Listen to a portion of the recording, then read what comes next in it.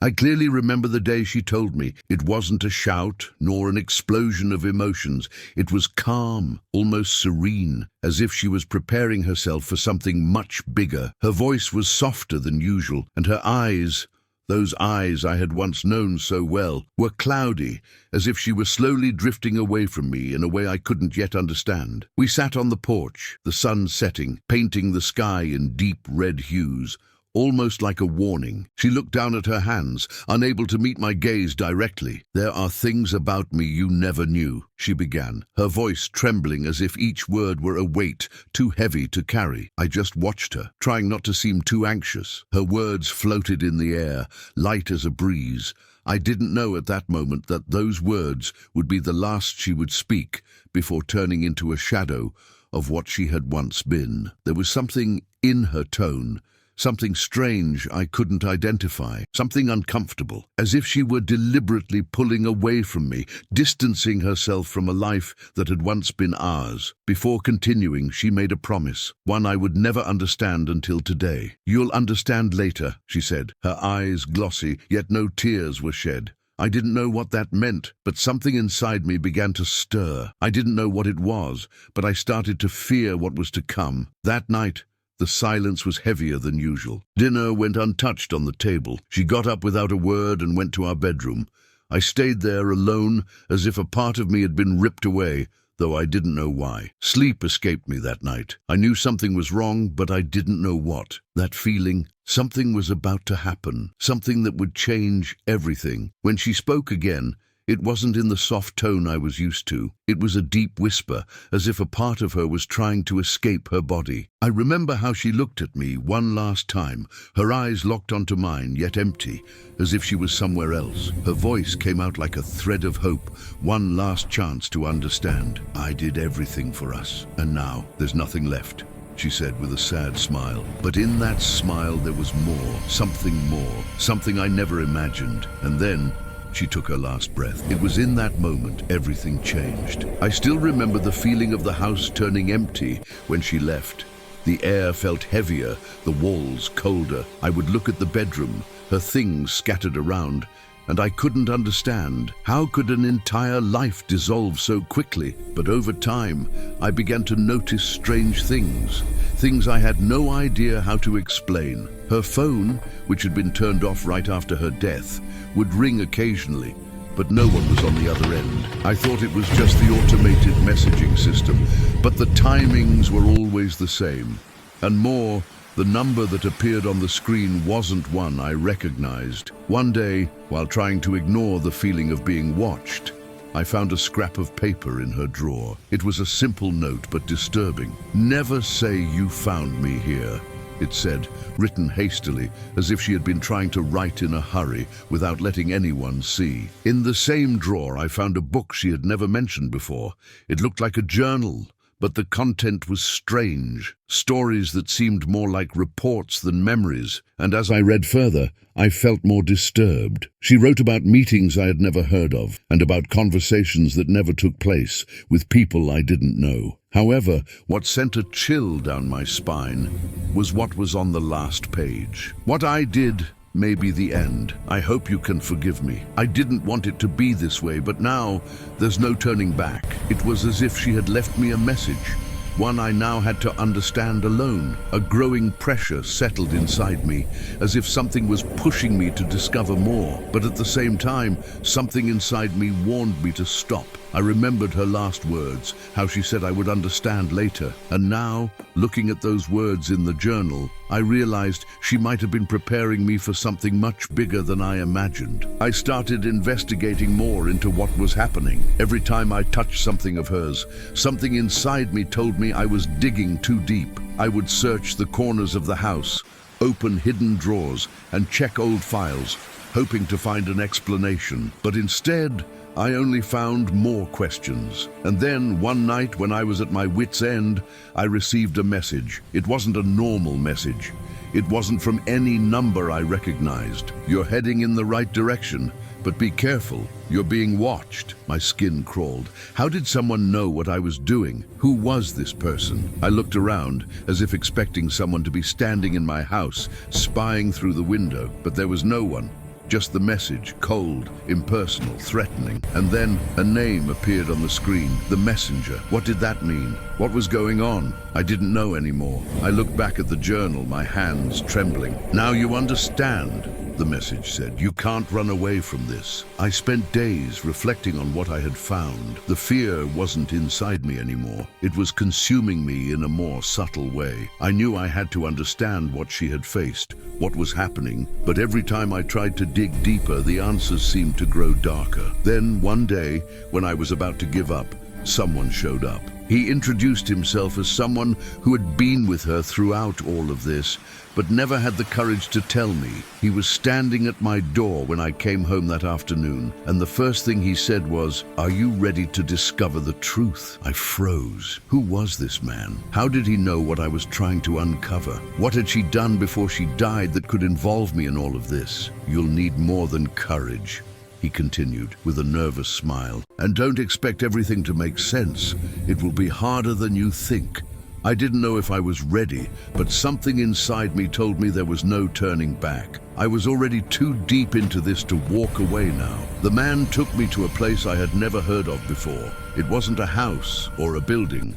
It was a hidden place, far from everything, deep in the forest, as if it had been a secret refuge for something ancient, something forgotten. He explained that the place was part of what she was trying to do, that it had been part of her work, but that no one ever really knew what went on there. As we walked down a dark corridor, he handed me something, the key. It was now in my hands, a physical reality before me. The cold I felt when I touched it was indescribable, as if something old and forbidden was inside of me, something that should not be touched. "You have to go inside," he said, pushing me toward an old iron door, rusted with age. "Whatever is behind it is the only thing that can free you, or condemn you." I hesitated for a moment. I knew that what lay beyond that door was the last secret my wife had hidden from me. But was it better to know the truth, or would it be worse? When I opened the door, a cold sensation enveloped me. The air was thick with something I couldn't explain. I couldn't breathe properly, as if the very space was pushing against me. Inside, there was a large room with old furniture, dusty, and a table in the center covered in papers and photos. But what caught my attention most was the box. I knew that the box contained something vital, something that would answer all my questions. What was inside? What had she left me there? I hesitated, but there was no turning back. I approached the box and opened it. Inside, I found more papers, but not just words. They were records, old photos, and a map. But what most disturbed me was the last page I found, a photo of her, exactly like the one I had found earlier, but now with more details. She was with someone I didn't recognize. The man in the photo seemed to be in some kind of ceremony, and the look they shared was something more than just a relationship. It was something deeper, darker. On the back of the photo, there was a message. "Everything I did for you. Now you must finish what we started." What did this mean?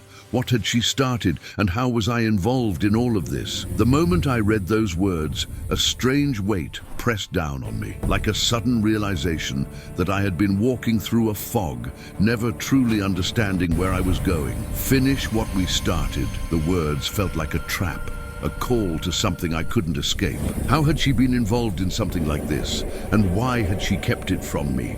I stared at the photo of her with that unknown man, the eerie connection between them clear in her eyes. I felt like I was drowning in the depth of it all, lost in her secrets, in the mystery that consumed her. The man in the photo wasn't just a stranger. There was something familiar about him, something that gnawed at the back of my mind. I couldn't place it, but it didn't matter now. The journal, the messages, the strange feelings.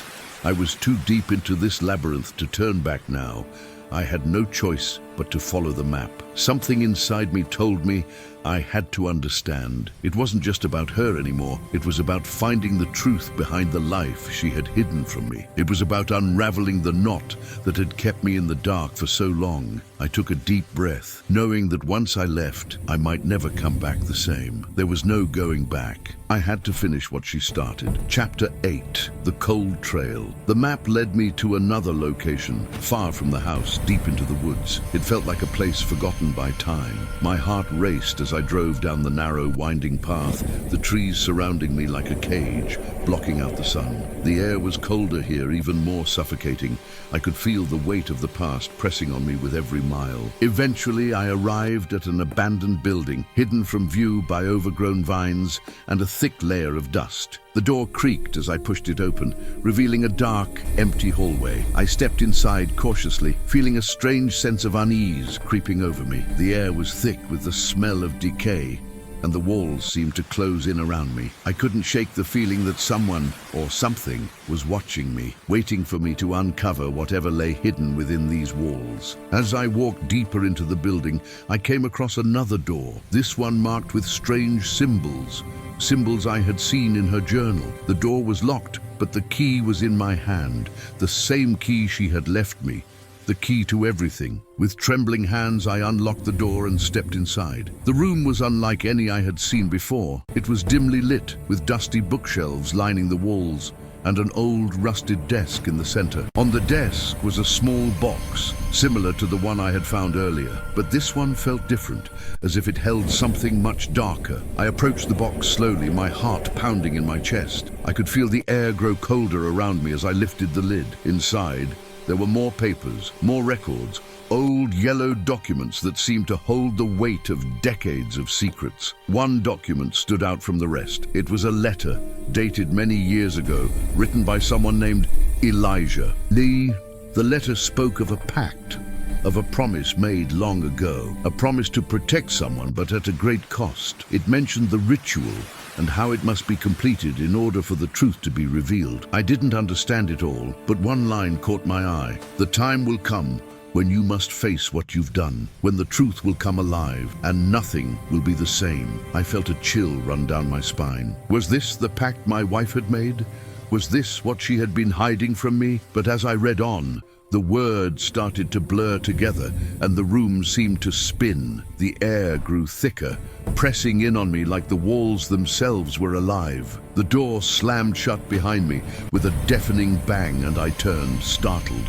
The shadows in the room began to move. I wasn't alone. I turned toward the door, but it was locked. Panic surged through me as I looked around, desperate to escape. The shadows in the room twisted, forming shapes, human-like figures that began to approach me. I could hear whispers in the darkness, their voices familiar but twisted. They spoke of secrets, of choices that had been made long ago. I could hear my wife's voice among them, faint and distant, but clear enough to send a shiver down my spine. "You should have never come here," the whispering voice of Elijah said. "This was never meant for you. It's too late." I tried to back away, but the shadows closed in, their cold, ethereal hands reaching out toward me. And then I realized this wasn't just about her anymore.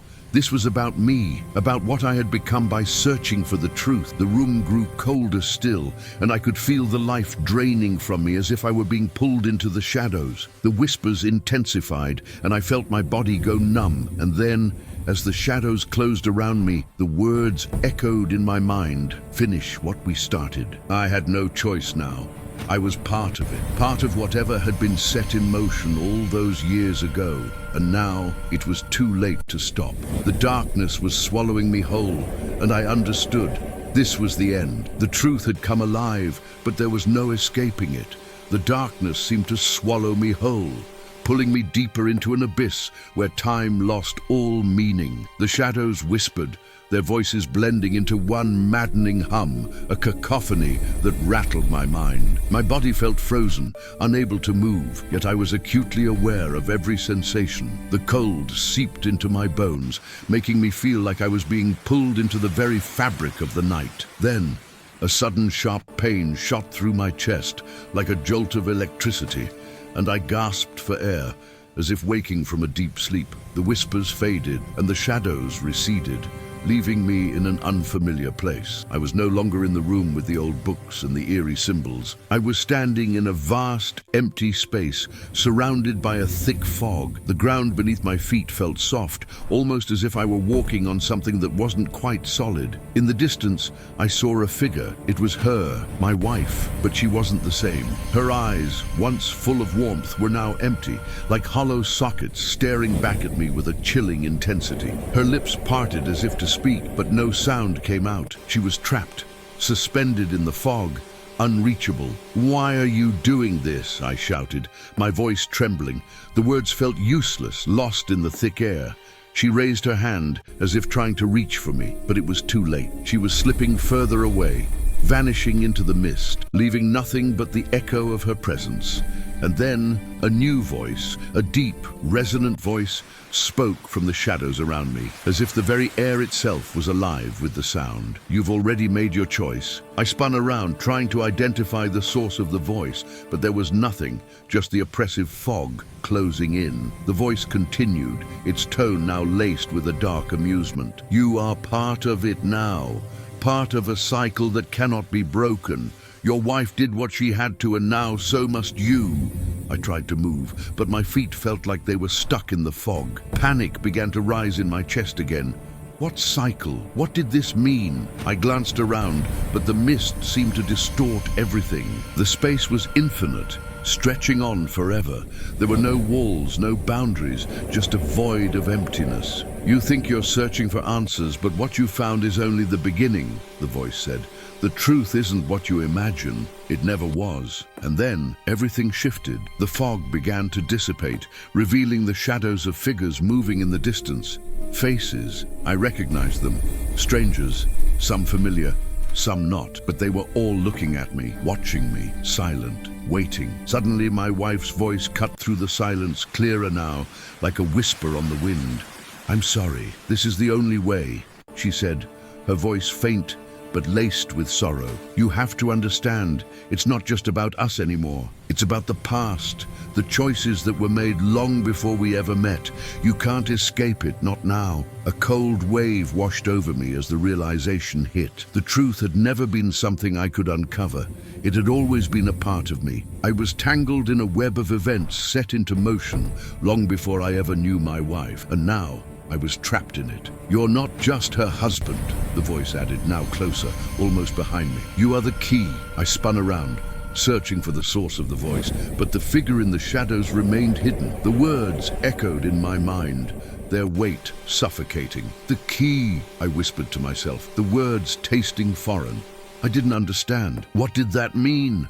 How could I be the key? I looked down at my hands, as if expecting to see something different, something that would explain what was happening. But there was nothing except the overwhelming feeling that I was missing something crucial, something that had been right in front of me all along. And then, like a memory breaking through the fog, it hit me. The key she had left me. The same one that had opened the mysterious doors, the ones that had led me deeper and deeper into this nightmare. She had known that I would find it, and that I would come here, to this place, to this truth. But why? What was the key to? I could feel the ground beneath my feet shifting, as if the very foundation of the world was changing. The figures in the distance began to move closer, their faces still silent, watching me with intensity. The voice, now deeper, more ominous, spoke again, but this time the words were clear. "You are the key to the cycle. You must decide, will you end it, or will you become part of it?" I wanted to scream, to fight back, but my body was frozen. I was trapped between what had been and what was to come. The figures were closing in now, their faces becoming clearer. They were not strangers after all. They were echoes of people from my past, people I had forgotten, people who were no longer a part of my life. Yet somehow their presence here now felt like a judgment. My wife's face appeared again, standing before me, but this time her eyes were filled with sorrow, not emptiness. "You have to choose," she said softly. "You can either stop this, break the cycle, or you can accept your place in it. I didn't want this for you, but now you must decide." Her words were like a hammer, driving home the weight of the decision I was being forced to make. But what was the right choice? How could I stop something I didn't understand? I reached out to her, my hand trembling, but as I did, she began to fade. Just like the others, slipping away into the shadows of the fog, I was left standing in the void, alone with my thoughts, with the truth, with the key to everything and no way to escape. The fog had swallowed me completely now, and everything around me seemed to blur. I felt a pull, a tugging force pulling me in all directions. The cycle was unending, and I was at the center of it. "You have made your choice," the voice intoned. "Now you must face the consequences." I wasn't sure if I had made a choice, but I felt it, the weight of everything that had happened, everything I had uncovered, crashing down on me. And in that final moment, when I thought I couldn't take any more, the ground beneath me gave way, and I felt myself falling, deeper and deeper into the unknown. As I fell, I realized the truth. The cycle wasn't just something I had to break. It was something I had always been a part of, and when I finally hit the ground, I knew there would be no escape.